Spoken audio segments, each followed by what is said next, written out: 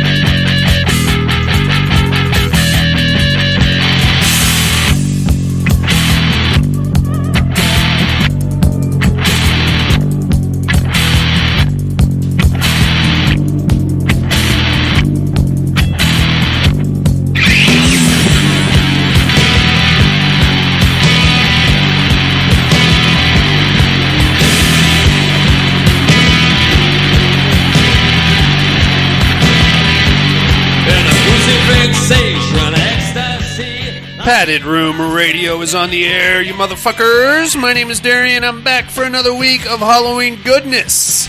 My main man Jason Harrell's in the house. Hi, everyone. How are you? Oh, I am just... You look tired. Ecstatic to be here. You look tired. It's good to get out of the house. Yeah. More adventures in elder care. Let's see. I did manage to squeeze in going to a friend, i.e. you, party. Sure. And quickly he disappeared. I did not last too long at my own party. God damn it. I think we've all been there, done that. We have. Apparently, I didn't eat nearly as much as I thought I did, but I drank twice as much as I thought I did. So I think I made it to about the 8:30 p.m. mark. A machine. I tell you what, man. A force to be reckoned with. And then I went and got face paint all over my pillowcases. Like a champion. That was not face paint. Ah, stupid, What's new with you, man? Not a thing, dude. Not a thing. Just as we started recording, I was lamenting the shipping process. I ordered all the VHS movies on Blu-ray. Holy shit, that came from a shipper? This is how it came. Wow. I'm throwing it away because none of the other ones had slipcovers on it. But VHS 2 had the cardboard ship cover. Looked like somebody ran over it with a truck. I thought you were insinuating the dogs got a hold of it. No, this is how it came out of the package. From where? I don't know. Amazon? I got it from Amazon, but it might have been one of those independent retailers. Yeah, fuck that. Fuck that, dude. I mean, I'm not too bent about it because the other ones didn't have slipcovers at all. It's gotten to the point, especially with Amazon, where I just stockpile all of the Amazon shit for one gigantic return that I know is going to happen. This is sooner or later. Yeah, because they damage so much shit. Yeah. I just got a case of leaky Rockstar. Dented Steelbook. A collector's set. Paranormal Activity box set. Yeah. And that was fucked up. So. What's wrong with that? Well, for a nitpicky twat like myself, it had a minuscule 1 millimeter dent in it that I didn't care for. Oh, I got you beat, buddy. They threw it in a fucking envelope. It's a box. Yeah, that's how that came. In one of these stupid envelopes. Whatever, man. I don't really care. I got the fucking movie. It plays. I can watch it when I want. That's what I'm worried about. Yeah, but I'm a slipcover snob. You are. You're very high maintenance with your steel books and your slipcovers. Right on, man. Well, we got a horror show to get into here. We got some horror news and listener mail. All the usual shenanigans. Let's kick it off with some horror news, Jason. Let's do it.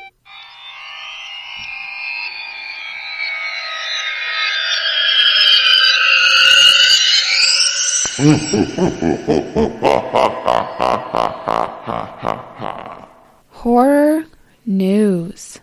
Mm-hmm. You got anything there, fella?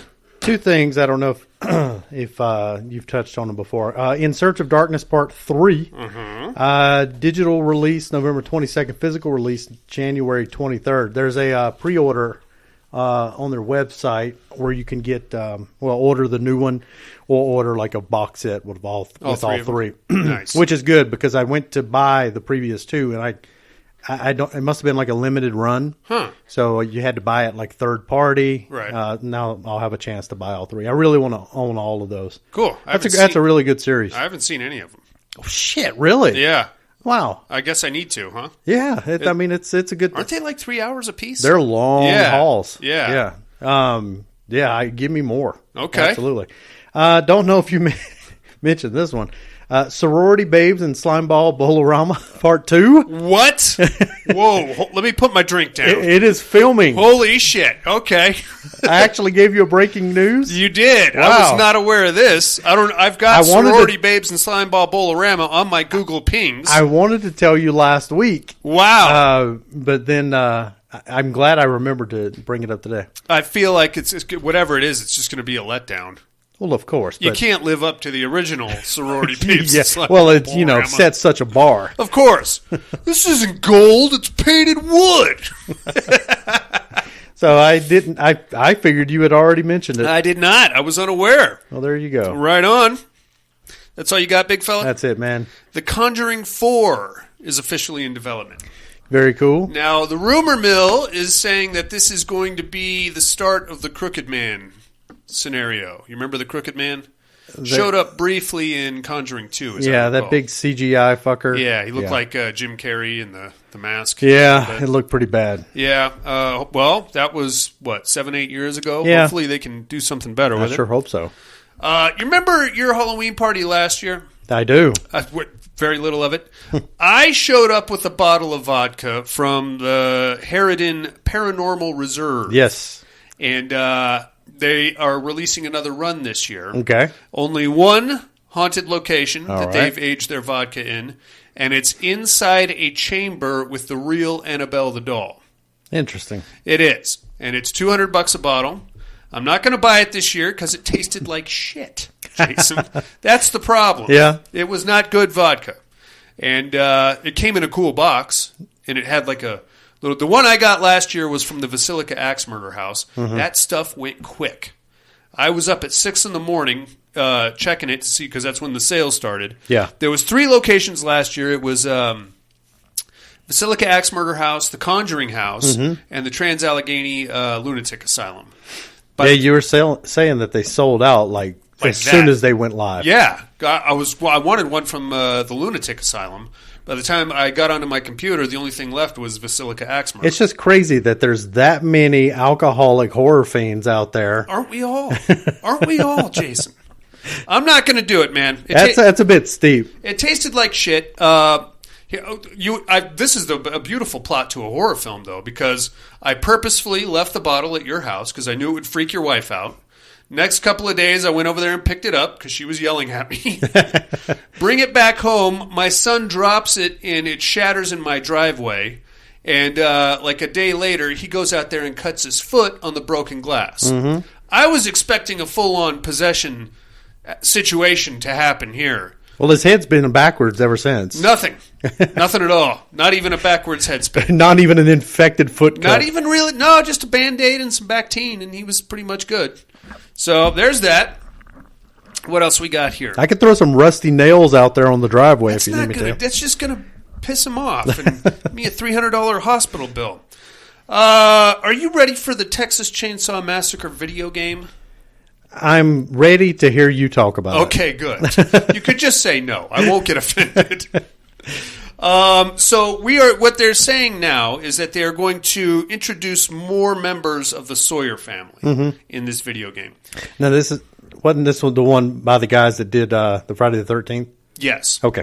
But this one, Kim Henkel, who is one of the original writers for the Texas Chainsaw Massacre, is developing the story for the video game. Okay. And he or she has actually created these characters to include some females. Okay. So that should be interesting. I'm not sure how the gameplay is going to go, though. That's a bit of a thing, because it could be like a Dead by Daylight situation where just one person does the killing and everybody else has to get away. Yeah. Or it could be like some kind of a story-driven thing. I don't know. I'm interested. Well, yeah, well, hopefully there's more kind of meat on the bone with it than just running around slashing shit. Yeah. Joe Bob's Halloween Hangout is up on Shudder. Movies include Elvira's Haunted Hills and a wildly underrated slasher, in my opinion, a film by the name of Popcorn. Have you seen Popcorn? I have went to watch it numerous times and for some reason never finished it.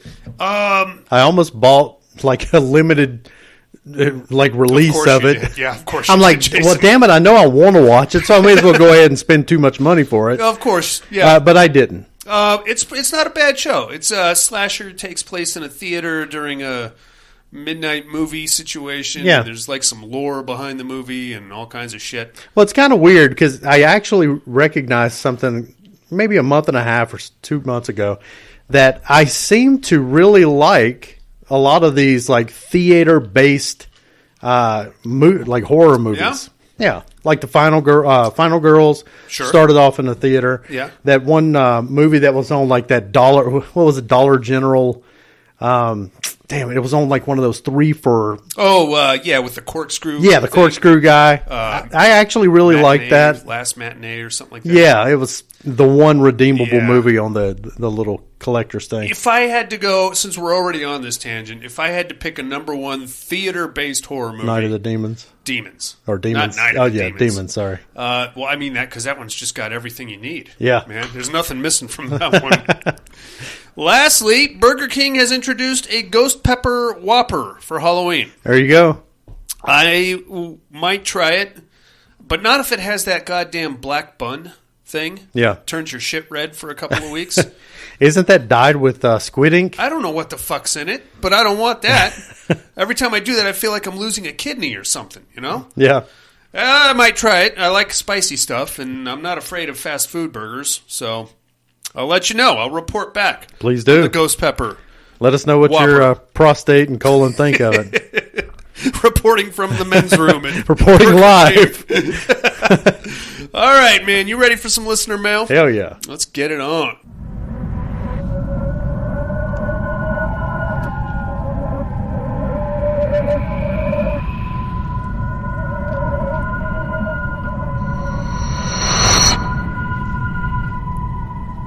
Listener mail.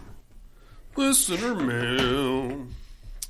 We got emails, voicemails, all kinds of fun stuff going on here, Jason. Let's kick things off over in the old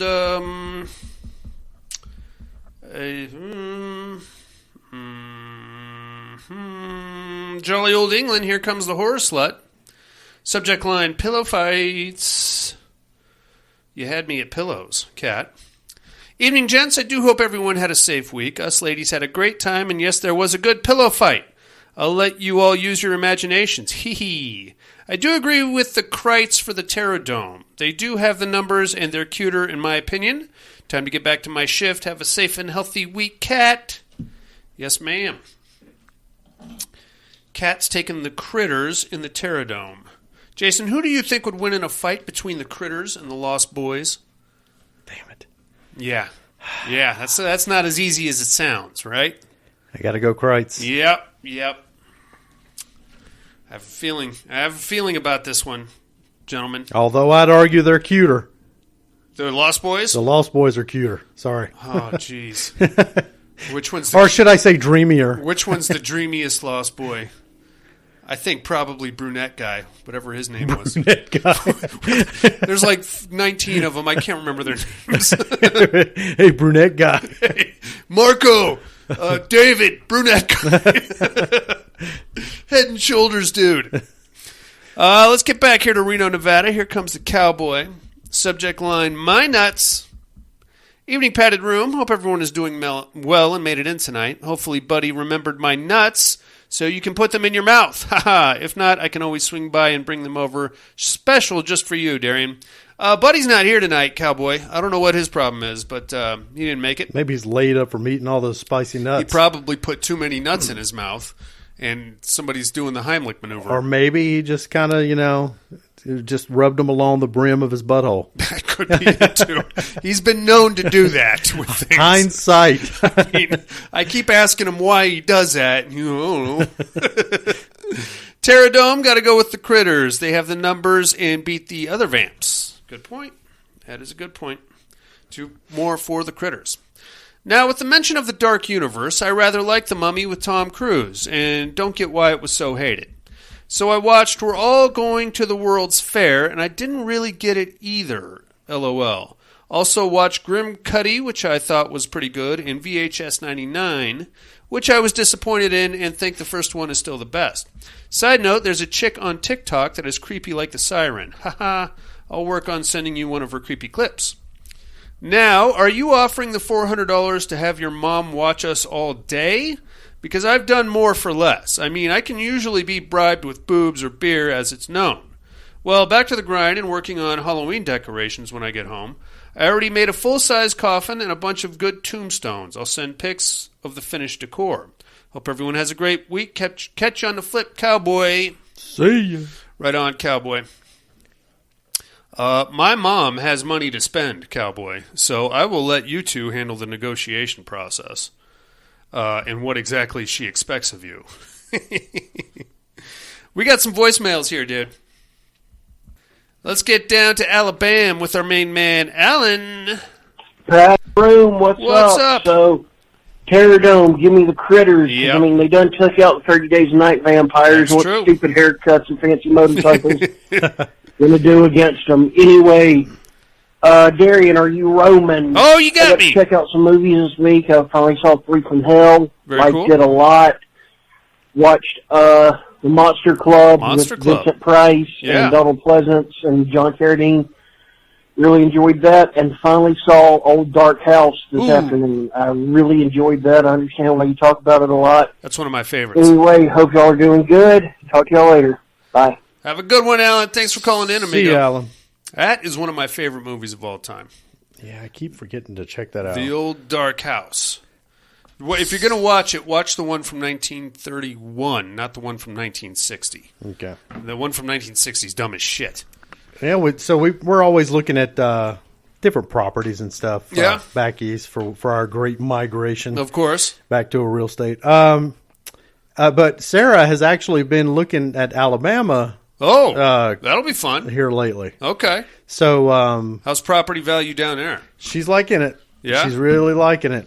So, but no matter what, Alan, I fully expect to visit you at some point, whether you like it or not, when we get back to the east side. Beautiful. We're here. Alan. Guess who's here for dinner? I know you're here, Alan. Come out. Get your possum gizzards ready. Right on, man. That is all we have on the listener mail. Do you have anything for Cowboy, Alan, or Cat? Love y'all. Love you guys. Thanks for writing and calling in. It's movie time.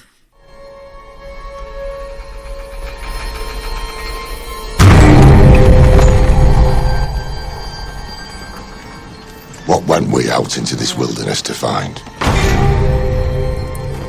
Leaving our country, kindred, our fathers' houses. For what? For the kingdom of God.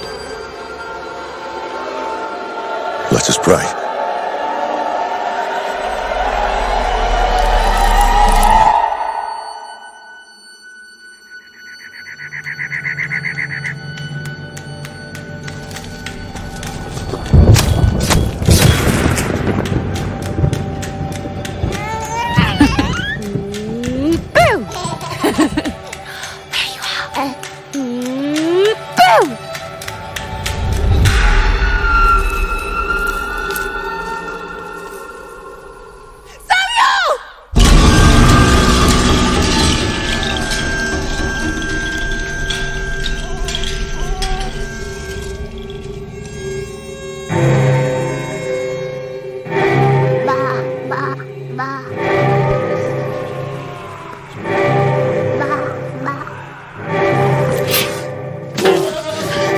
You've cursed this family.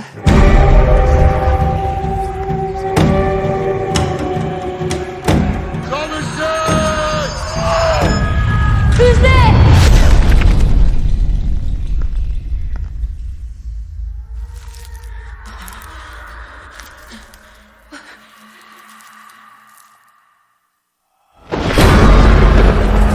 Oh God, my Lord, I now begin. Oh, help me and don't leave my sin. For I repentant now shall be. From evil I will turn to thee. None ever shall destroy my faith. For I repentant now shall be. Oh God, my Lord, I now begin. Oh, help me and don't leave my sin. For I repentant now shall be.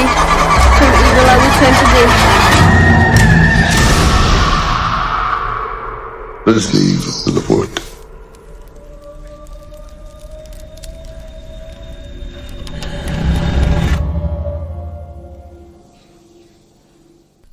Shit, Jason Harrell. Yep. It is The Vitch. This is some scary shit, my man. It's good stuff. It is. I liked it a lot. And there's a lot going on here that you don't necessarily catch on the first watch. Or even the second watch. Yeah. Or even without, well, mainly without subtitles. Yeah, you better turn them damn subtitles Turn the on. fucking subtitles on. Or you're going to be scratching your head a lot going, what is this she saying? It's from 2015, got 6.9 stars on IMDb. That's a full 3.5 stars better than President Evil. Written and directed by Robert Eggers. Stars Anya Taylor-Joy, Ralph Ineson, and Kate Dickey. It's got a hard R rating. That Ralph Ineson is a bad motherfucker, dude. That is the ugliest fucking guy I've seen in a long time. He acts his tits off. I mean, gosh. What is going on with his face? It looks like it was sculpted in wax and then put in the microwave for 30 seconds. Oh, I think that's exactly what happened. Is that what happened? Yeah. Oh, well, that makes sense. I don't know. He's just an ugly man. You know? I don't know. He was in House of Wax, but it was an autobiography. That's what it was. He was wax mannequin number 3. I don't know, dude. We are in New England, obviously, 1630s. This takes place 60 years before the actual Salem witch trials. And we're going to pick up with a family that is being, I guess, interrogated or questioned by the town elders, I guess, in this weird New England township. Well, Waxman there, Yeah. he is basically bitching that the town isn't religious enough. That is hardcore. Yeah. These are original OG Puritans. OG Puritans. And Yeah. they can't hang with you? Right. Holy shit. Yeah. So they basically tell them, okay, well, I guess you're better off just fucking off to the woods somewhere See, then. now, this is a prime example of why you need to listen to your wife. You know what I mean? Because you can see the rest of the family going, shut up, shut up. Well, why don't you just go ahead and go then? Well, fine, maybe I will. Well, fine, go ahead and go. Shut your fucking mouth. Ixnay on the inning say. Cut to them packing up all their pots and pans, getting on a wagon, and fucking off to the wilderness. Oh, shit. This is not a good time to be fucking off to the wilderness. No. Now, I'll spare you the history lesson, but I can tell you right now, witches are the least of your worries in that particular New England range round about this time frame. You've got hostile Native Americans who do some really fucked up things to Caucasians. You have wildlife, like actual bears and wolves and shit. Good luck getting quality internet. You're not going to get a Wi-Fi password. There's nobody out there to share with. It's fucked, man. Stay in the township, Jason. Don't go out there. You got it. Instead, they go out there. They find themselves a nice stretch of land, and I guess we're going to cut to like a year later. Because now we have another baby. And the family, I should tell you, consists of Will, the ugly guy, Kate, his wife. You may remember her from Game of Thrones. Mm-hmm. She was the long breastfeeding lordess of House whatever. Yeah, Robin's mom of House. Can't remember. Not Aaron. Riverdale. I think was that one? Is that the one with Archie in the gang? I think there was a Riverdale. Yes. I don't know. River Run. Is she had the Sky Palace in. Yeah. She captured Tyrion. Whatever that place I was. don't fucking remember. It's been too long. What else? You got Thomason, played by Anya Taylor-Joy. You got two twins, Mercy and Jonas, and then you got Caleb, who's probably 14. Somewhere in the 12 to 14 range. We've really angered the Game of Thrones dorks out Oh, there. yeah. They are furious right now. How dare you? That is, what's her name from House Blue? Yeah. So that's your family. Now we cut to a year later. We have another baby, Samuel, who apparently in all of their religious worship and farming, they did find time to fuck, which is particularly weird since this little shanty they live in is basically one big room. So you basically got to get it on in front of your kids. Okay, all right. Or maybe they have like a fucking tree. Weren't at least two of the kids living upstairs? I felt like there was some kind of a loft situation. Yeah. Or like a ladder. And maybe they just snuck off to the barn now and then. That's probably how I would do it, yeah. Good luck finding any privacy in that place. All right, so now it's a year later. Things are going pretty swimmingly. They've got a bunch of goats hanging around. and there's one goat that they just harass the shit out of. I'd be angry too. What, because he's black? These motherfuckers. Yeah, but see how long those horns were? Oh, yeah. Those were lady killers, those things. They will not leave this poor goat alone. The twins in particular have made up like a whole choreographed song about him, and they just chase the poor goat up and down the fucking farm all day long. He gets out periodically. Now, let me ask you this. We're getting like a snapshot of their day-to-day life. I never really thought that anything like kinky was going on here, except for this one part. It's the part where Black Phillip gets out. The twins are chasing him back and forth. Will comes out and helps corral him back into his fucking shed or whatever. Yeah. And then he slips and falls, and the twins start laughing at him. And then Kate makes Thomason go and undress her dad. That got a little like, what are we doing here? Well, it's not like he was naked. Well, I know, but she's like, he just stands there, and she comes up and starts undoing his shirt. Yeah, but back then, disrobing every him. piece of clothing had a minimum of 700 buttons. Sure. So you need a little help. Why can't you do it? I'm just saying. Maybe they button in the back Well, no, it was in the front, because it felt to me like a very sexually charged situation. and not in the least to me. No? And no. Maybe it's just me. And trust me, if there's somebody that's going to find him in an incestuous moment, it's going to be me. You are the authority on incestuous moments. I just felt a little weird watching that, because like he's just standing there, he's not helping her. The buttons are in the front. You can take your own fucking shirt off, but she comes up and starts undoing his shirt and like pulling it down and like getting all of his clothes well, it's off. just all so long because there's like a full Yeah. bathrobe underneath that Like, his getup. Everything is made out of bed sheets. So maybe it's just so awkward that you would, if you're doing it yourself, you might trip and break your neck. Sure, I'll buy that. Why not? I'll buy that. Honey, come get these underwear off me. I don't want to hurt myself. I don't know. I thought that was kind of weird. There's no other allusions to that after that. But Dad's all pissed off, so Thomason gets sent to the river to wash his clothes immediately. Caleb goes with her.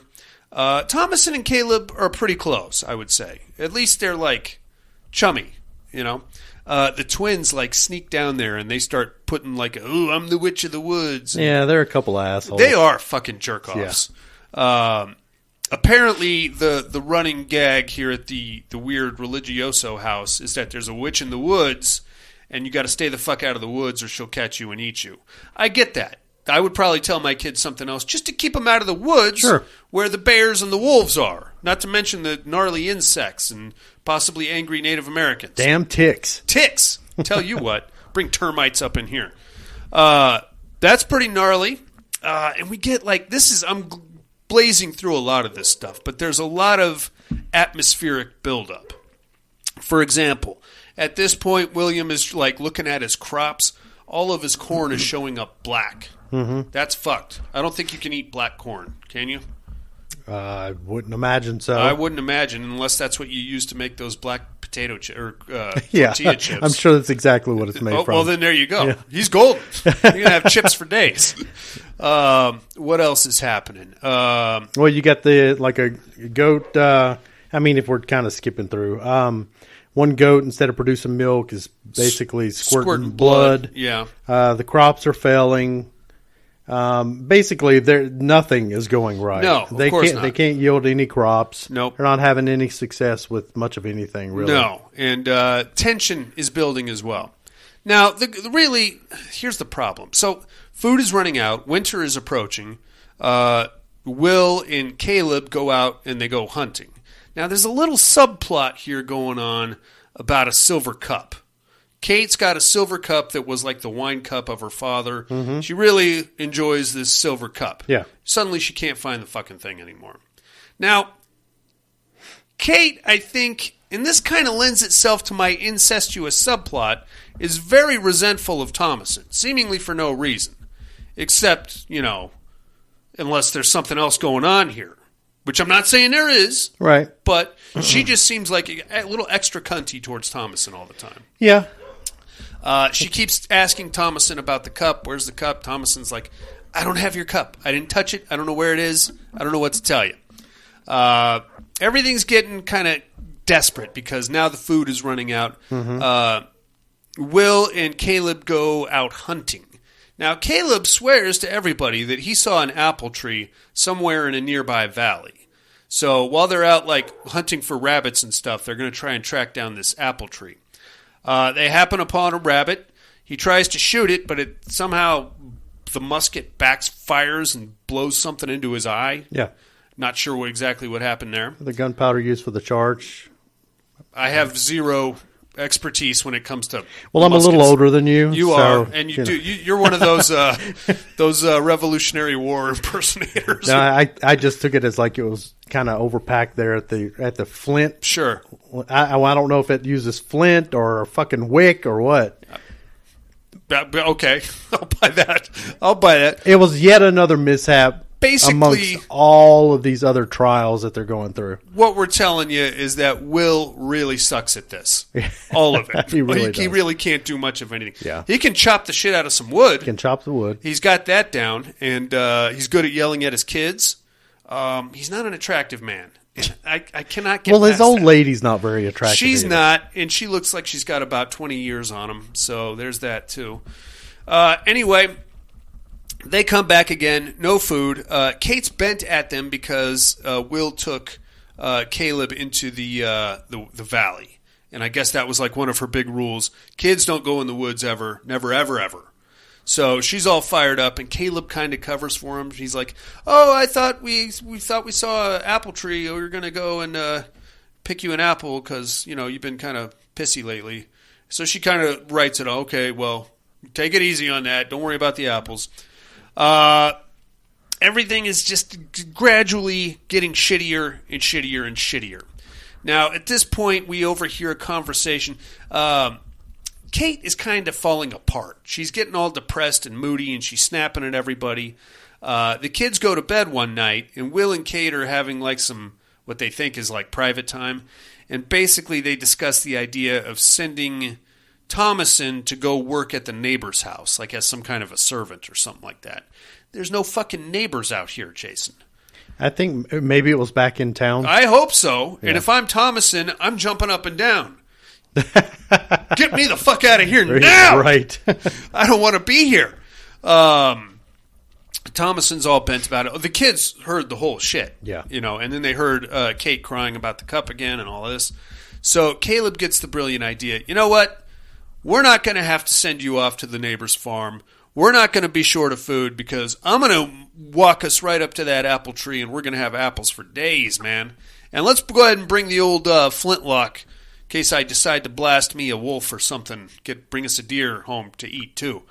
So Caleb and Thomason take off into the woods in the middle of the fucking night, buddy. Now, isn't this after the big kickoff point with the baby? Oh yeah, I flew right past that, didn't I? Yeah, kind of a that's kind of a kind thing. of a big thing. Yeah, that's kind of a thing. So that part was wacky too. You would think that they would keep that in their back pocket, because that's kind of a big deal. That you would think that it exists. Well, that the baby got taken. Right. And the nature of which it got taken. Yeah, okay. So basically, Thomason is watching the baby, Samuel, and she's playing peekaboo with it. And she covers her face, and then she, boo! And then she covers her face, and then boo! And then she covers her face, and then she, boo! And then the baby's gone. Yep. Just like that. And then I couldn't believe, I remember when we saw this in theater, my mind was just blown by the scene that it cut to. Yeah. With the witch and the baby and what she would go on to do with the baby. Yeah, she basically butchers it and rubs all of it all over herself and a broomstick. There is a lot of naked old lady in this movie. There is. Almost as much as the taking of Deborah Logan, I would say.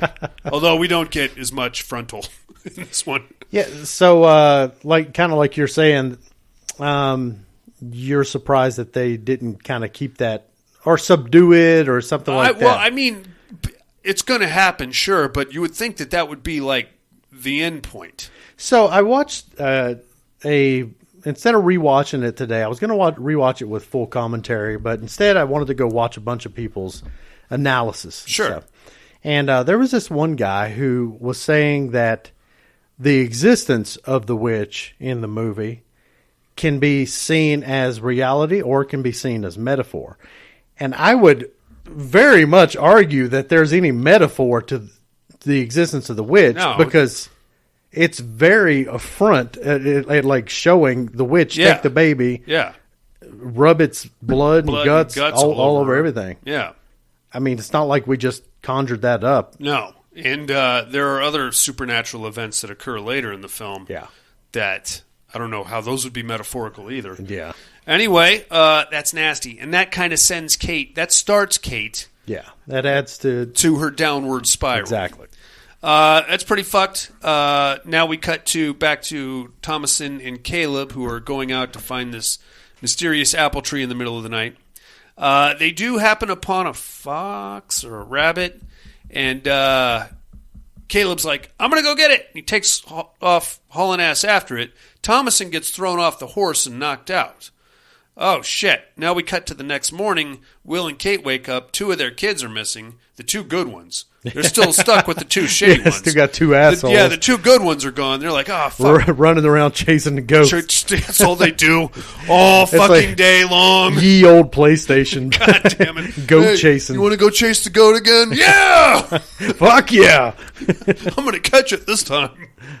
So they are now running around the woods trying to find Thomason and Caleb. Thomason comes to like next afternoon, staggers back to the farm. Will catches her. He's like, "Oh, okay, great, you're here. Where's Caleb?" And she's like, "He took off, and I got thrown off the horse, and I found my way back." Now, like a torrential downpour starts there in the woods. So they're like, well, fuck, what are we going to...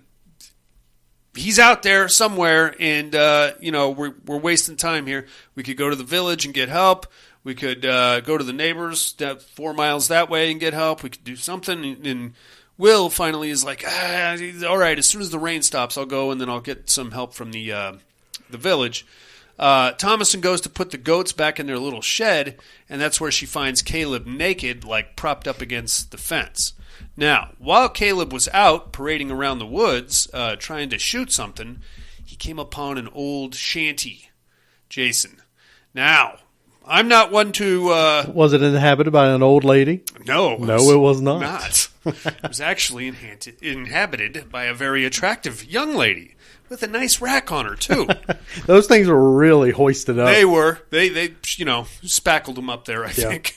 She comes out and she's like, come here. Those baby guts are very transformative. I tell you what. Revlon ain't got shit on this. If you can get your hands on some baby guts.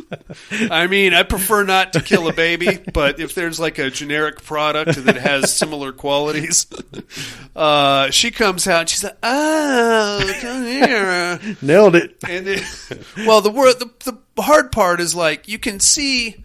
The kid that played Caleb actually did a really good job. Yeah. Because you can see on his face, like, there's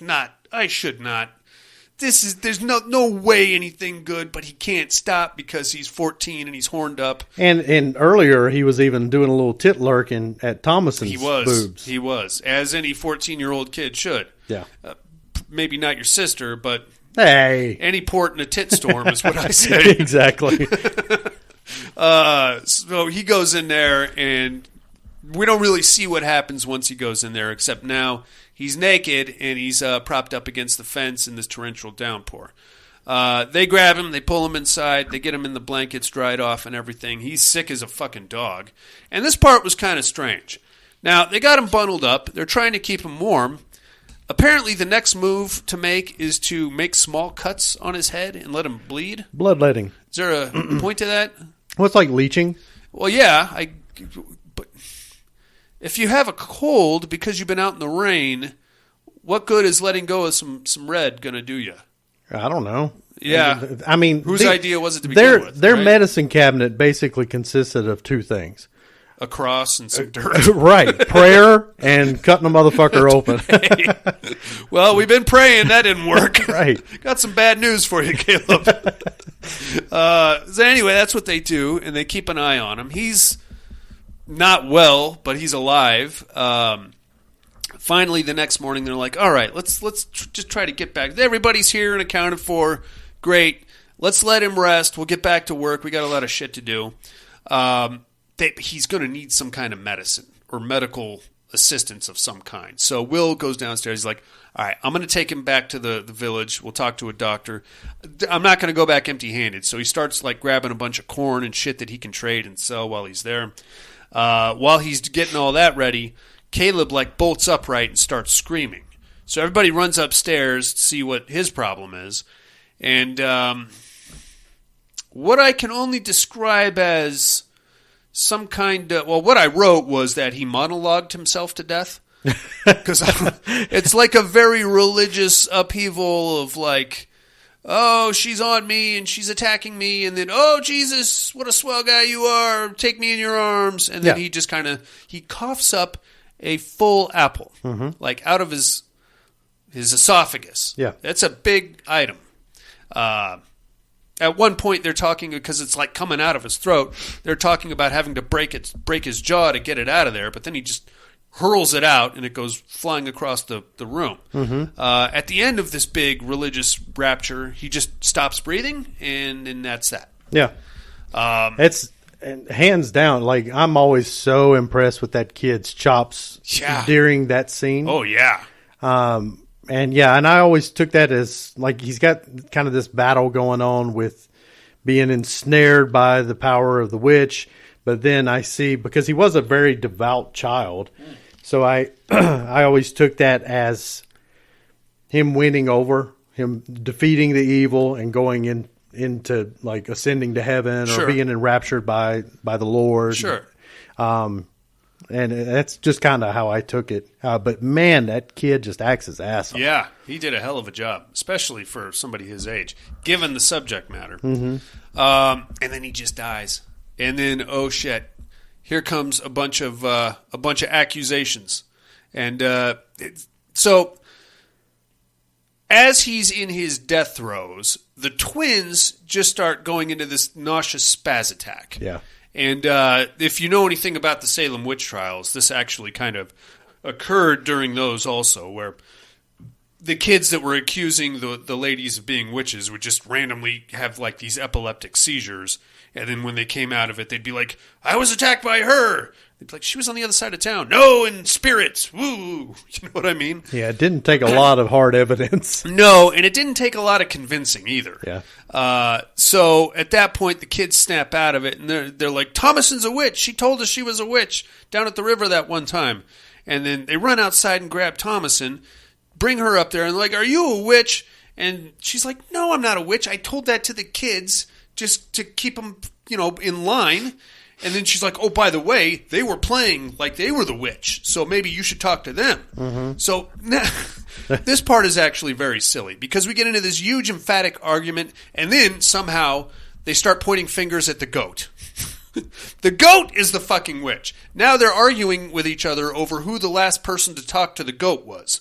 Yeah, I saw you talking to that goat. I didn't talk to the goat. They were talking to the goat. Well, why don't you go ask the goat then? Mom and Dad are beside themselves with what the fuck is going on exactly. At some point, they decide to kneel and pray over Caleb. The Jonas and Mercy can't seem to spit out the Lord's Prayer. So that apparently is some sign of bewitchment. And that doesn't necessarily make them the witch. It just means that they've been affected by the witch, I guess. So it's still open jury on who the witch is. Finally, Dad has had about enough of all of this shit. So he's like, guess what? I'm boarding your fucking asses up, all three of yous, in there with the goat, and you can talk to him all you want and see if between the four of you can figure this shit out. So he boards them all up in the goat shed with Black Phillip. You can't help but feel bad for Black Phillip. He's just a fucking goat, man. He's had about enough. He's been bullied by these kids relentlessly.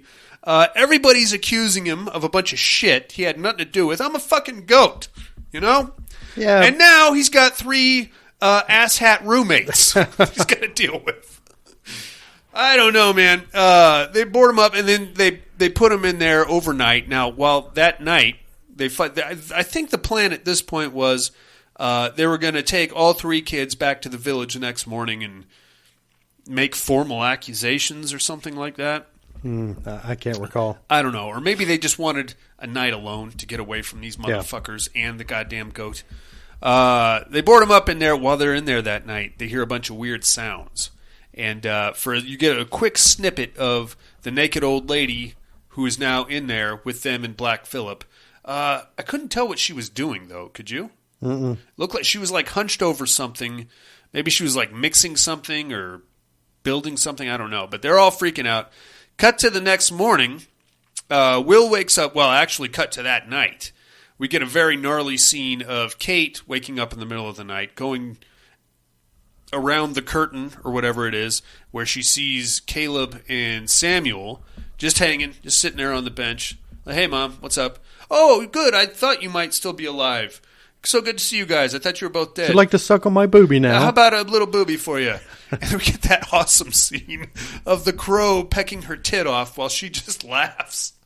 Talk about your weird typecast situation. God. Because in Game of Thrones, she's Much the breastfeeding till the motherfucker's like 37 years old. Much the same. Here you're breastfeeding crows. Yeah. I need a breastfeeder. Like, hey, it's that chick. I need the best breastfeeder in Hollywood, and I need her now. Get Katie Dickey over here. So, fucking crow has pecked one of her boobs completely off. But apparently it doesn't bother her one bit, because she just wakes up the next morning with a bloody shirt on. Yeah. Will wakes up first. He goes outside. It looks like the shed has been attacked by a werewolf. All the wood is blown out. Thomason is like laying on her side, and she's got blood coming out of her head. I never saw what happened to the twins. Did you? Mm-mm. They're just gone, and we are not going to hear from them again for the rest of the movie. I'll be damn. Right? God, I've watched this so many times. I think maybe if you study that scene, you might see them laying in the wreckage. Well, maybe that's what maybe the witch was doing something to them. Could be. Yeah. Since we didn't really know what she was doing. Yeah. I had to pay more attention to that scene. Me too, because I looked, and there was from this point forward, the twins are not mentioned again, or seen or heard or anything. Anyway, Will runs out there. He's like, "Holy shit, Thomason, what happened?" And she's like, "Oh, the witch was here. The witch was here." And he's like, "Oh, all right. Well, with this," and then blammo from out of nowhere. Black Phillip's revenge! He saw an opening and he took it and he gores the shit out of Will. Will takes what his fucking horns were like, a good 18 inches apiece. He took one right square to the gut. And then plows into his massive giant tower of wood logs. pile, which just collapsed on him.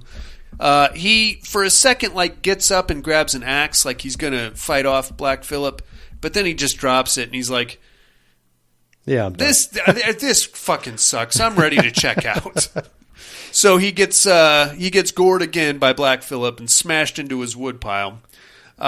Kate comes out just in time to see this. Thomason is like, "I don't know what the fuck. Just to go to attack. Damnedest thing, Mom. You wouldn't believe it if you seen it with your own eyes." And of course, Kate is pretty close to being cuckoo bananas at this point. So she just attacks her and starts accusing her of being a witch. We get a little bit of a slap fight there for a second. Kate gets on top of Thomason and starts choking her, and Thomason manages to reach a trowel. Like a gardening trowel. Yeah, and just starts slashing at Mom. Eventually has to stab Mom to death and kill her. She kind of goes into this PTSD state at this point and staggers back into the shanty and just kind of puts her head down on a table and collapses. Comes to that night. She's like, "Well, I got no family. I got no food. I got nothing. Why don't I go see what Black Phillip's up to? Maybe I can chase him around for a little bit." What's up? Yo, Phil goes out there and she's like, "Okay, can you? I know you're a goat, but is there anything you could do for me in this situation? I understand it's kind of weird, but you did kill my dad." And this is where we get this big supernatural dramatic ending where the goat walks into the shed, and then you kind of see like a you have like one pirate boot, one cloven hoof, and then he's got like he puts like what I think was his hand on her shoulder, but it kind of looked like a hoof a little bit. I thought it's a very dark scene. It's kind of hard to make out what's going on, but he starts whispering to her in this smooth voice. Would thou like the taste of butter? What? So I found out that... What's up, you smooth talker? You got some butter on you? Or? Apparently the Catholic Church for a short time outlawed butter. So that was kind of like forbidden fruit for a while. And then what? Wouldst thou like to live deliciously? She basically says yes, just whatever. Just her life has sucked. He's fucking fucked. Major dick to this point. Even at the good times, it was still pretty shitty. Yeah. She's like, yes. What do you want? You want to fuck me? You want me to sign something? I don't know how to write. I will guide your hand.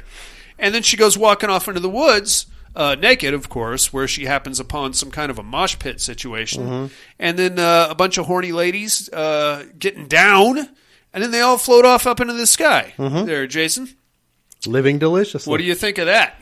I think it's all fantastic. I love it. It's a great movie. It's a tremendous movie. The scenery, the bleakness of the entire movie really does just play so much into buying into their plight, their misery, their solitude. Oh, yeah.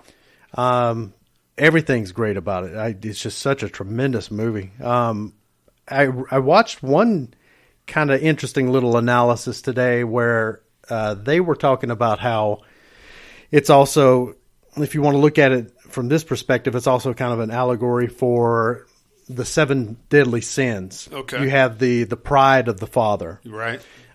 His pride is what made them leave the township. He was above and judgmental of the township. Sure.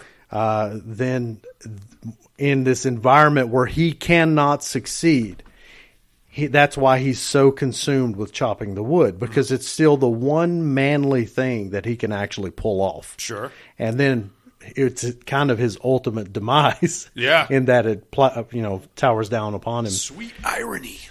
You had Sloth for the 2 little portly kids. Fuckheads, those 2. You had what was it? Envy from the mother. Yeah. Because she was very kind of envious or jealous towards Thomason. Sure. But anyway, it really kind of spelled it out in a way that I hadn't considered it. And I think it was just an interesting take on it. But all in all, it is one hell of a movie. I agree. It's probably my favorite witch-type movie. Probably. I think you're pretty hard-pressed to find anything better than this. The pacing, I love the pacing of it. It's my kind of movie with the pacing. Again, just that scene setting. The dialogue is phenomenal. You gotta turn the subtitles. You gotta get those subs I'm telling you right on. now. Yeah. I don't know what the fuck kind of accent they were going for, but even without the dialect, good luck understanding what the hell they're saying most of the time. Yeah. Great show. I'm sure you've seen it, inmates. If you haven't, I think it is streaming right now on HBO Max. So you can check it out there if you're interested. We are going to take ourselves a little break there, Jason Harrell. We'll come back with some other stuff. Hi.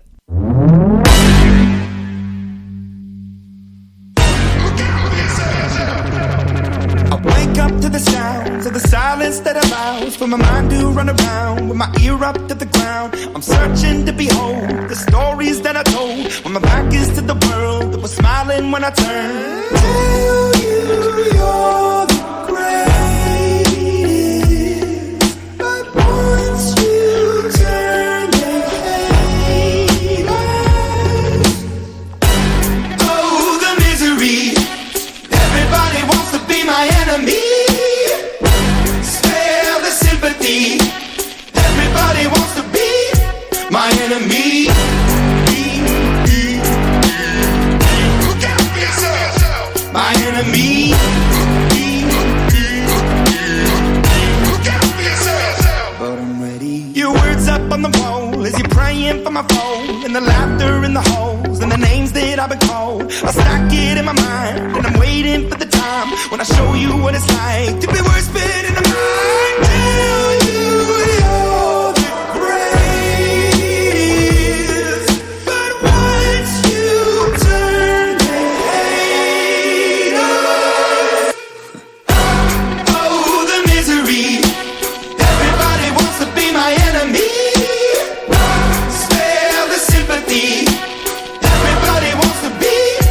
my enemy.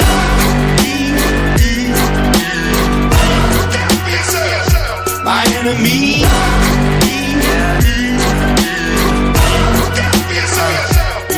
Okay, I'm hoping that somebody pray for me. I'm praying that somebody hope for me. I'm staying where nobody supposed to be. Posted, being a wreck of emotions. Ready to go whenever you let me know. The road is long, so put the pedal into the flow. The energy on my trail, my energy unavailable. I'ma tell him I still away go. They wanna fly on my drive to the top. I've been out of shape, thinking out of the box. I'm an astronaut. I blasted off the planet, rock that caused catastrophe. And it matters more because I had it. Now I had I thought about wreaking havoc on an opposition. Kinda shocking, they want a static with precision. I'm automatic, quarterback. I ain't talking second. Pack it up on panic. Batter up. Who the baddest? It don't matter, cause we is your Everybody wants to be my enemy. Spare the sympathy. Everybody wants to be my enemy. Oh, the misery. Everybody wants to be my enemy. Spare the sympathy.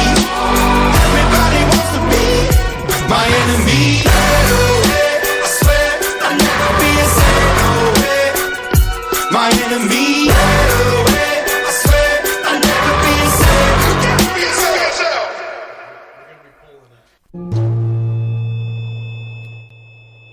Hey inmates, if you like what you hear, head over to the Padded Room Facebook group and support us through the Patreon link with a small monthly donation. Check out the T-Villain link at paddedroom.podbean.com and grab some t-shirts. Thanks for listening and enjoy the rest of the show. And we are back, Jason Harrell. We are. If we ever went out to live in the woods and I had to, like, fucking put together a shanty or a lean-to, Yeah. it's not going to keep me.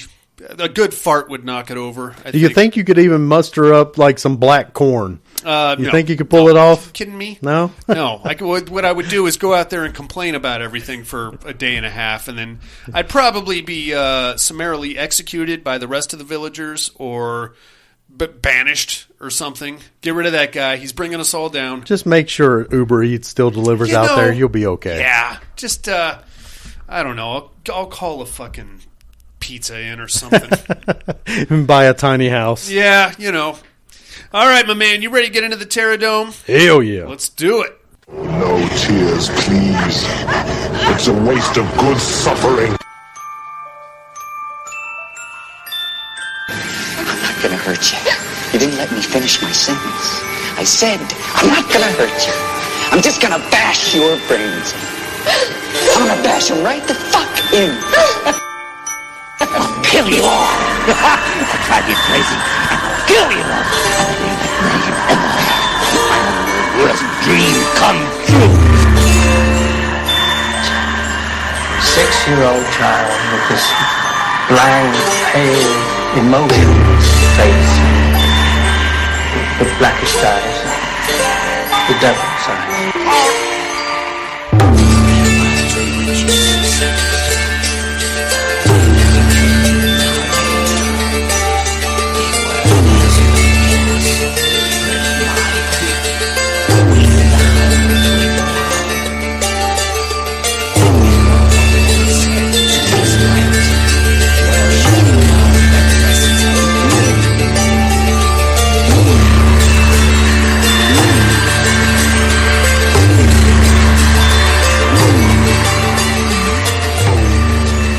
Welcome to the Terradome.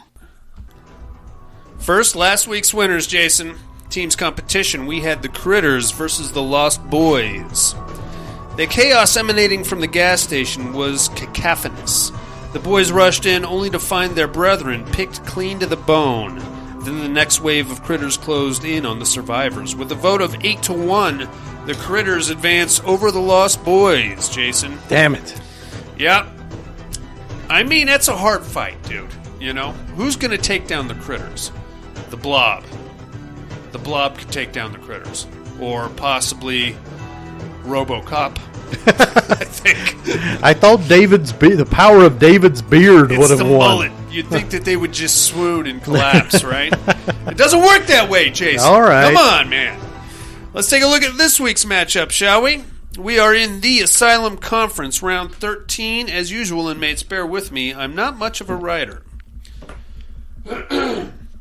The prince had seemingly found the ideal base of operations for his future ventures in North America.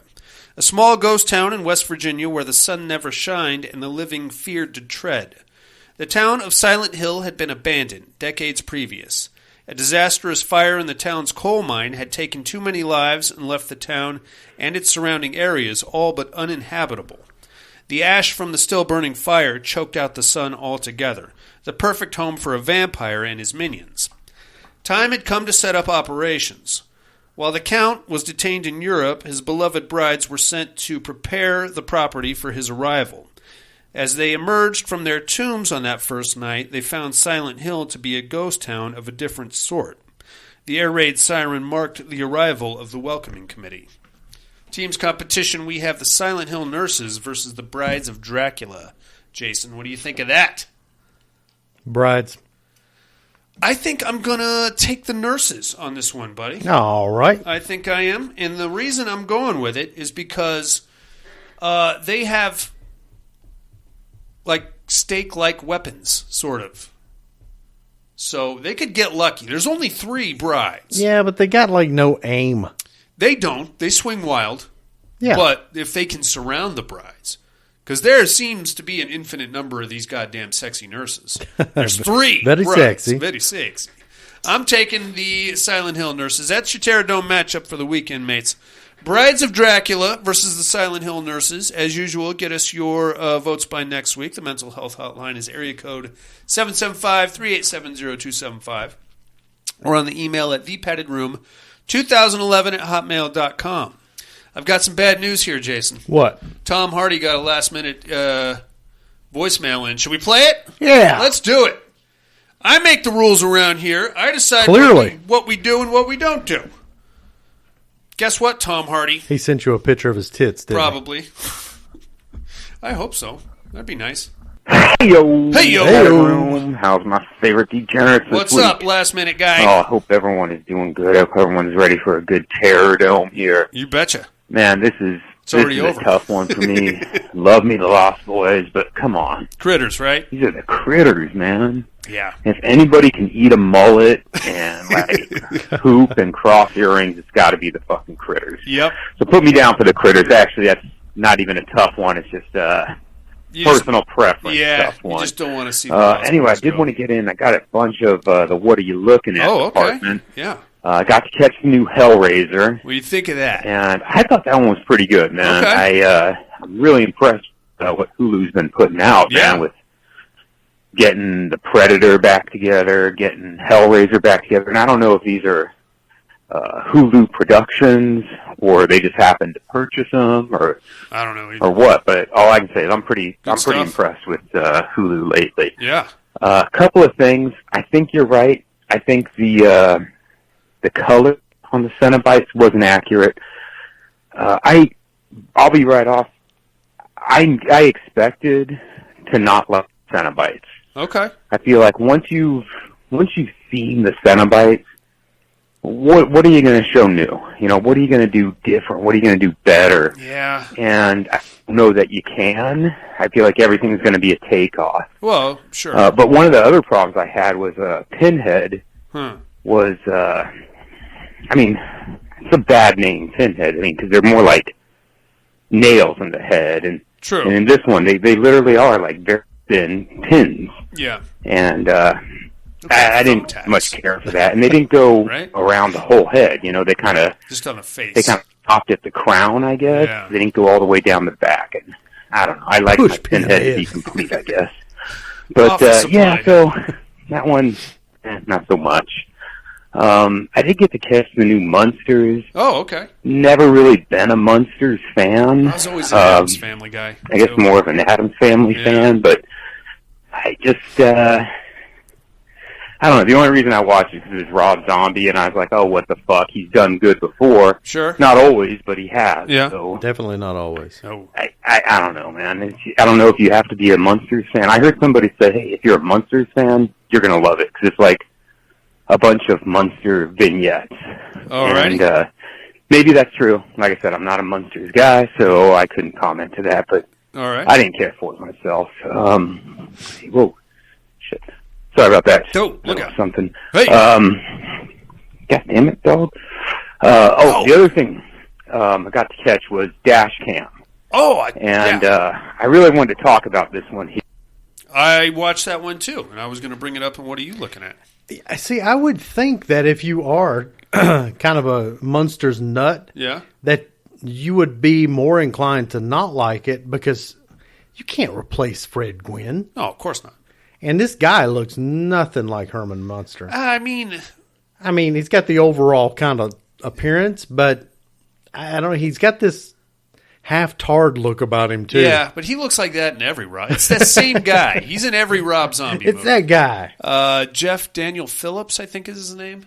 I think if I was a Munster's nut, though, I'd be more of a purist. And of course. Would probably not really like it just because of that. Well, I mean, this is. I think it's going to be fine. I'm sure it is. I'll tell you within a couple of days. Okay, it's a family film. It's full of quippy little one-liners and zingers and whatever. All right, he called back. It's very pretty. It looks good. Yeah, I mean, like visually. Yeah. He called back. G motherfucking Oh, hell yeah! Hell yeah!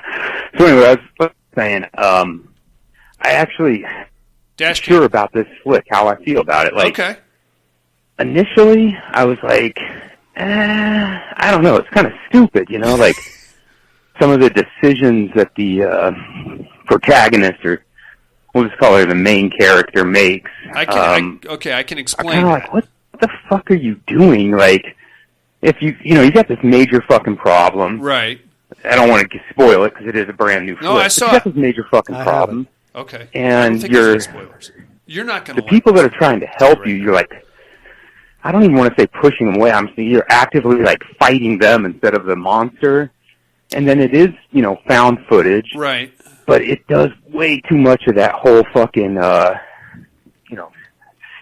shaky cam, rolling cam bullshit. Yeah, but okay, I think I can. And something else that came to me, and so I was very unsure. To be honest with you, I was very much like, I don't think I like this flick. I don't think, until after the credits.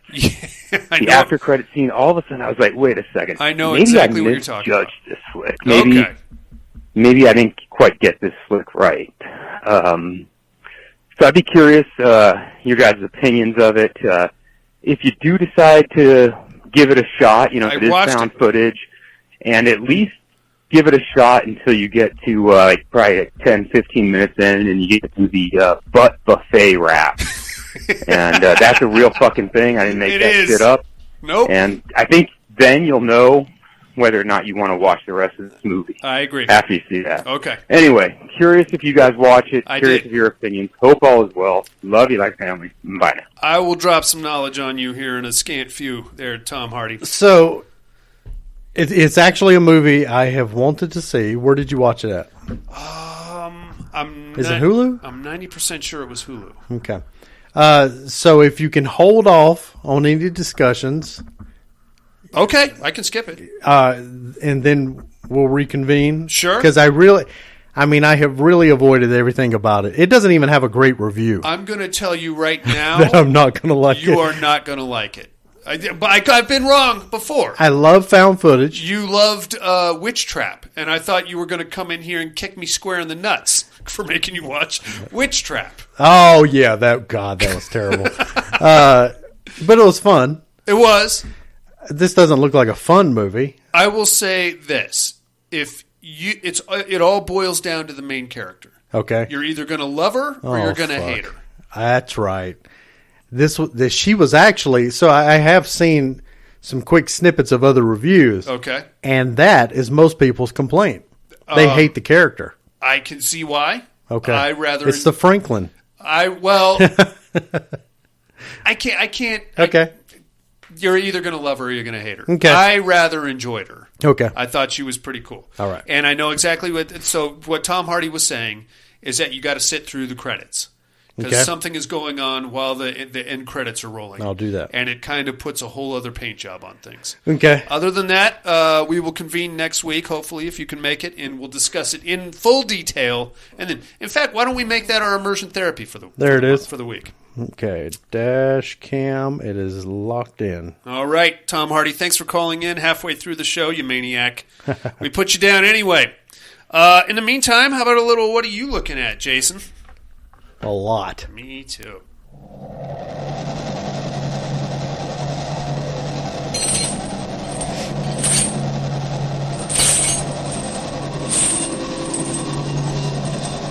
What are you looking at?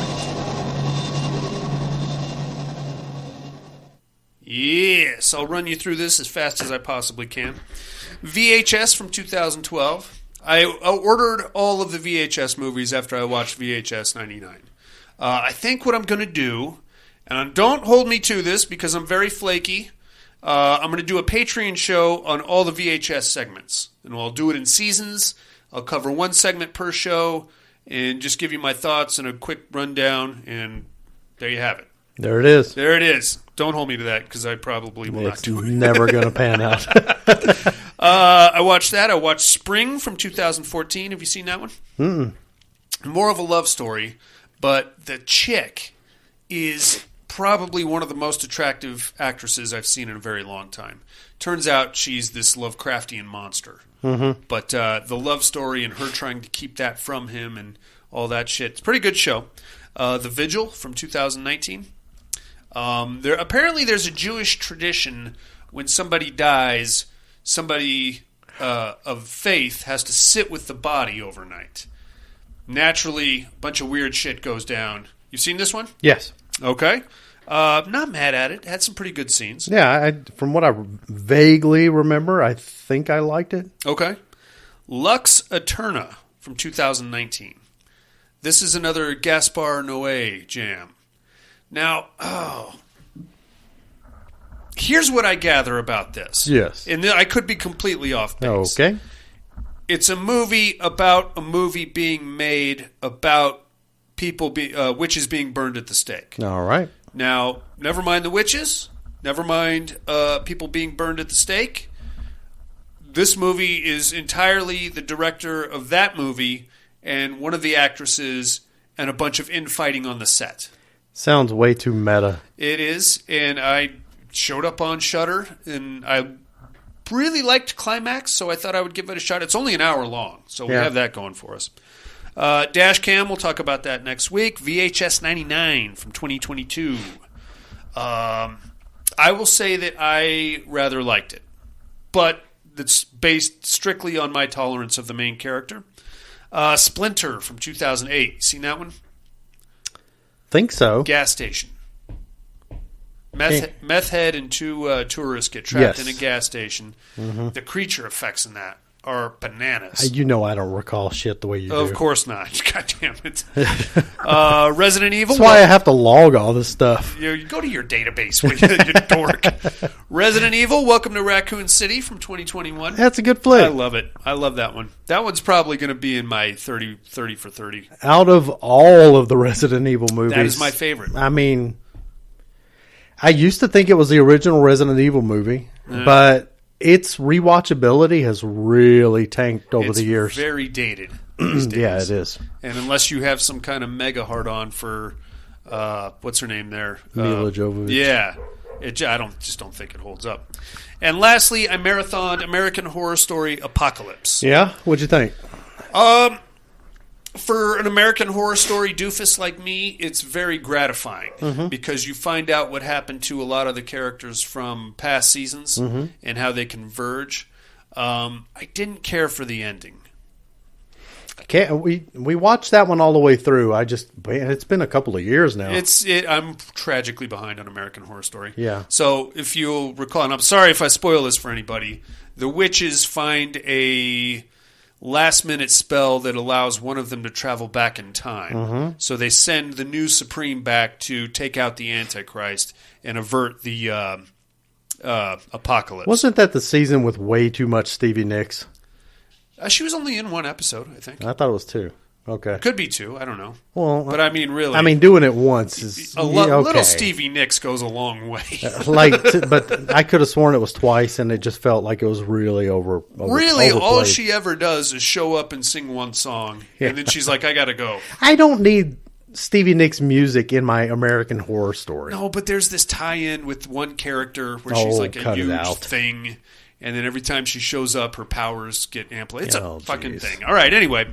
That's all I'm looking at, Jay. What do you got? It's been a while. Okay. So, hit me. Since we are doing the 31 for 31, we did miss the night of your party, but we watched a double feature the next day. Nice. So I'm going to go all the way back to the 5th. Okay. Watch the original Wrong Turn. Okay. You hated it. It wasn't great. I gave it a 5. I mean, it was fine. Trick or Treat. We saw that in the theater. Rob Zombie's Halloween. Rewatched The Guest. That is such a.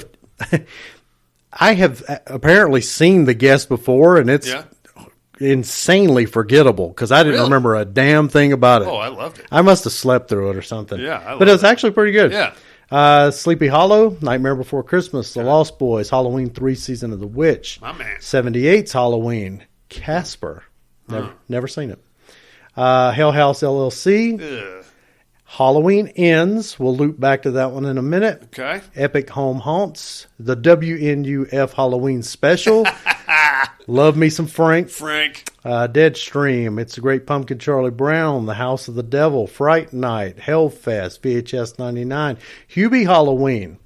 Fall. New flick. Fall. Yeah, it's a new kind of thriller. All right. Family of Fear, The Return of the Living Dead, Trick or Treat, What We Do in the Shadows, and The Houses October Built. Very cool.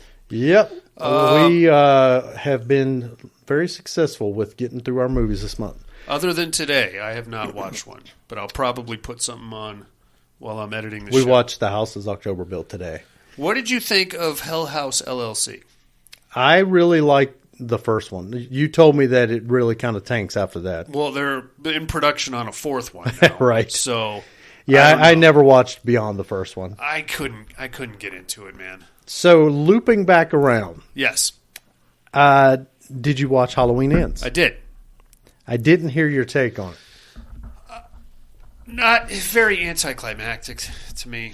I rather enjoyed the first one. I liked the vibe. I liked the pace of the second one, Halloween Kills. This one just felt like they were in a rush to end it. You know what I mean? It felt to me like we need a trilogy. We need the next one out by this Halloween season.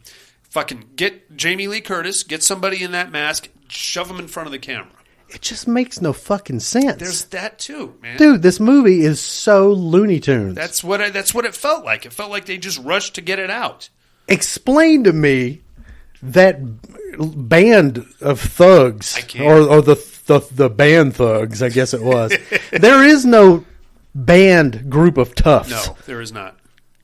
So I even heard Tim have this very same argument. At least make it believable, like bullies. Sure. Never in the history of humankind has it been the band dorks that were the toughs. Yeah, that were. And they seemed so oddly out of place, like generationally. Yeah. Like they looked like late 70s throwbacks. I didn't know what they were trying to do there. At this point, I just have to sign off on whatever kids are wearing. Because you know what I mean? That's what we're doing that now. is true. I'm at that point in my life. So then you've got the one scene where, fuck, it's so many questions.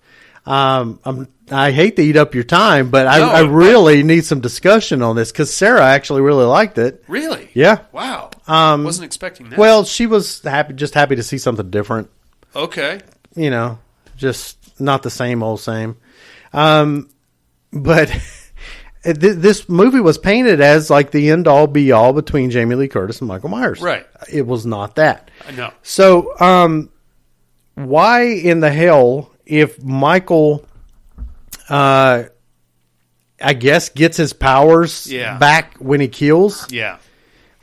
He should have been like mega charged after Halloween Kills. Right. Like that should have been like enough buffet to get him through the next 4 years.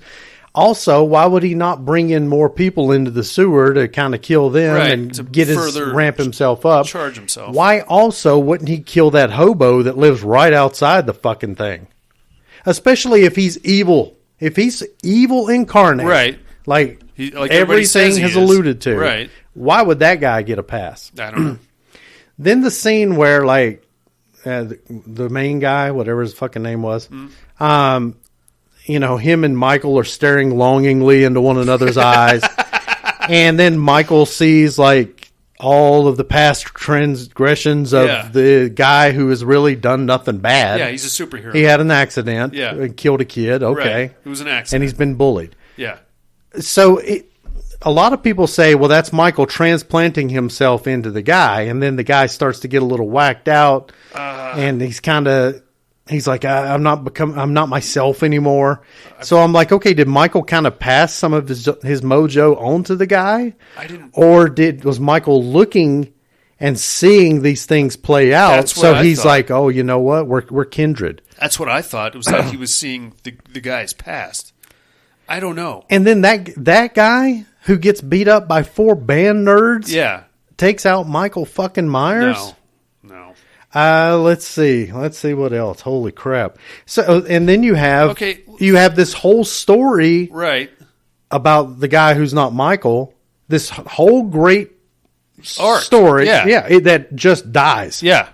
Well, then why did you invest the whole movie into the guy just to pick him off? And what exactly. The name of the movie is Halloween Ends. Okay, I get this. This is the end of the trilogy. How much actual Michael Myers did we get in this movie? Next to none. Hardly any. Yeah. You kind of need that. It's a Halloween movie. I don't know, man. I'm trying not to be mad at it because everybody is taking fat dumps on it. So what I'm going to do is I'm going to wait till mid-December and then I'll sit down and watch all 4 of them and see if that makes any more sense. All 4? Yeah. You got to watch Halloween 78 and then Halloween 18. Well, no, I'm not, actually, Jason, because I have a New Year's resolution that I'm not rewatching. Yeah, you're not rewatching next year. Bullshit. If you actually want answers to any of those questions, I don't have them. I'm sorry. I just think these guys can't write a fucking story. I really liked the first Halloween. Danny McBride and whatever.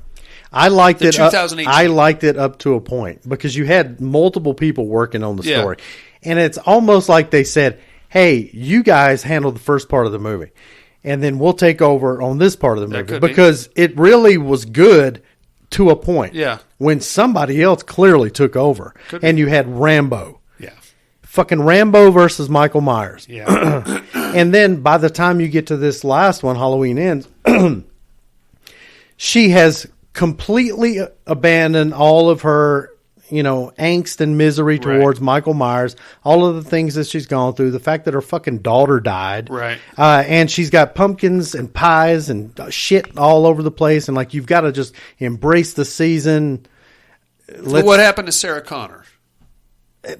Dude, I'm telling you. The first movie, she was Sarah Connor. And it's the same fucking writers. Yeah, I don't know, man. Like I said, I think they thought they were going to cash a huge check if they could get this out by this Halloween season. And they rushed it, and we got fucked. We got fucked. I can't wrap my head around. Okay. Look, I've never written a fucking movie. But, I tried once. But, wasn't that good. But you're at least able to write something that's cohesive. Yeah. This thing abandons its own story. I hate that. That's why I hate Pumpkinhead 2. It has nothing to do with anything. Yeah, I went deep on you, Jason. Yeah, I went all the way back to Pumpkinhead 2. It doesn't make any fucking sense. Suddenly Pumpkin's a Tardo kid in the bottom of a well. How did that happen? Oh. I don't know, man. I feel you. I wish you wouldn't take it so personal.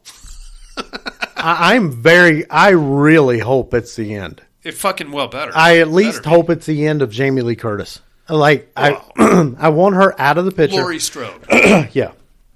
Or just Jamie Lee Curtis in general. Wow. She can still do the diarrhea commercials. Oh, that's true. She shows up in the odd rom comedy thing. Unless we're going to have a True Lies reboot or something. But no, I really think they just kind of need to abandon that, start fresh. Give me a mindless, soulless, eyes as black as night killer. That's all I want. Let me ask you this then. These three movies, Halloween, Halloween Kills, Halloween Ends, versus Rob Zombie's Halloween movies. Mm-hmm. Which set do you think is better? I like Rob Zombie's. I would agree. I really like the first Halloween from 2018.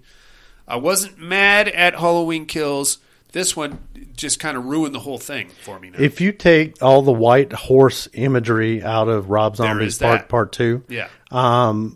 It's not a bad movie. And I don't mind that he did something different. No. Because you had, like, Michael spoke. Yeah. He had his mask he had off. A beard. Right. Uh-huh. Eating out of garbage cans. I like that, Michael. Sure. I'm not mad at it. I'll take that all day long. Okay. Right on, dude. How about some immersion therapy? How about it? Now that we've gone down Sorry to derail you. The black hole of Halloween Ends.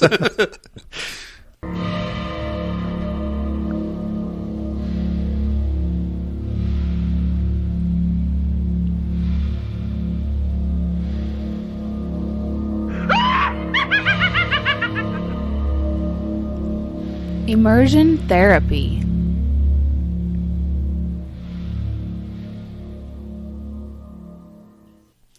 Deadstream, baby. What'd you think of that? What a great movie. It's a good show, right? Fuck yeah. It's probably 70% comedy. Oh, for sure. I would say. Absolutely. But I knew it was a comedy. Yeah. So I didn't go in thinking, or it wasn't being sold to me as a horror movie. The scariest thing ever. Right. Yeah. That dude is hilarious.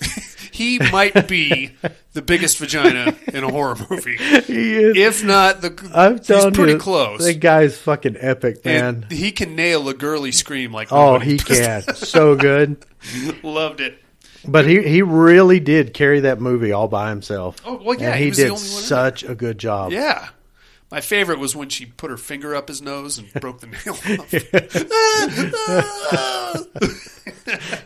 And then it's worth also rewatching just to because there's equally funny shit being typed in the chat. Oh yeah, watching all the nasty comments. Yeah. God, it's a good thing he couldn't read all of them because he probably would have got his feelings hurt. Jesus Christ, it's great. It's streaming on Shudder right now, inmates. Definitely check it out if you need a good laugh, if nothing else. Your immersion therapy for this week is Dashcam from 2021. It is currently streaming. Let me just verify this real quick. It is presently streaming on Hulu. It stars Annie Hardy and Amar Chandra Patel. Directed by Rob Savage. Check that shit out, inmates. We will do the same and compare notes next week. But now you must educate Darian.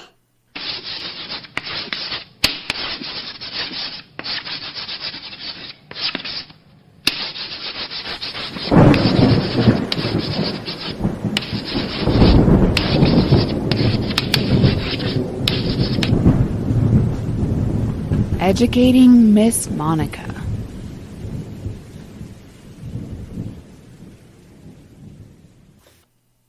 First, my clues from last week. I am an awkward son of a gun living in Southern California, probably the LA area. I live in a weird renovated hotel, motel, and I finally got to hook up with a young lady, accidentally killed her, now I'm dismembering her, taking the body parts out on these random dates, and then throwing them in a lake. But I'm very romantic with it. So there's that. I am, of course, Roman. Have you ever seen Roman? No. Angela Bettis's directorial debut. Oh. It's you wouldn't like it. It's very slow. It's like him, like Lucky McKee plays Roman, and he's like going out with this foot. Oh, I miss you so much. Oh, we had such a great time together, and then he throws the foot in the water. This is very weird. Who might I be this week, you ask? I do ask. I do ask, too. Well, Jason, I am a soldier in a post-apocalyptic world. And I just happened to be home on leave, and me and my Sidekick are back in town. I'm going to get over to my girlfriend's house as soon as possible. She's some kind of an avant-garde artist. She listens to a lot of heavy metal music and sculpts things out of random junk that I bring her. Good news for her. I brought her all kinds of cool junk to include a battle droid that has been blown to shit. And she is going to make some cool artwork out of it. I hope it's not still functional and operational. Because if it is, we're going to have a real problem on our hands here, Jason. Who might I be, you ask? Tune in next week and I'll drop some knowledge on you, inmates. In the meantime, please give us a like, comment, or subscribe wherever you found this show. That helps our visibility quite a bit. Do you have a Patreon campaign running? You can find that link at support.paddedroompodcast.com or anything you need to know about us at paddedroompodcast.com. Join us next week for Laid to Rest, Jason. Starting off Alabama month, courtesy of Alan. We got, I didn't know Laid to Rest was set in Alabama. And now you know. Now I know. Knowing is half the battle. We got some other good movies on that list, too. We're going to be hanging with Alan in Alabama all month. In the meantime, you got anything else on the week, my man? That's it for me. We're just continuing to gear up for Halloween, and it's definitely a busy week. Always. Happy Halloween, everybody. We will see you on after Halloween, I guess. Yep. For Jason Harrell, Buddy in Absentia, Monica in Absentia, critters that can eat vampires of all different varieties. Butt buffets, dash cams, escape rooms, the Halloween spirit, the Munsters, and the Padded Room Podcast. Tit-lurking crows. Tit-lurking crows. I think the tits were lurking on that crow. That particular crow was minding his own business. And the Padded Room Podcast. I'm afraid visiting hours are over. Bye.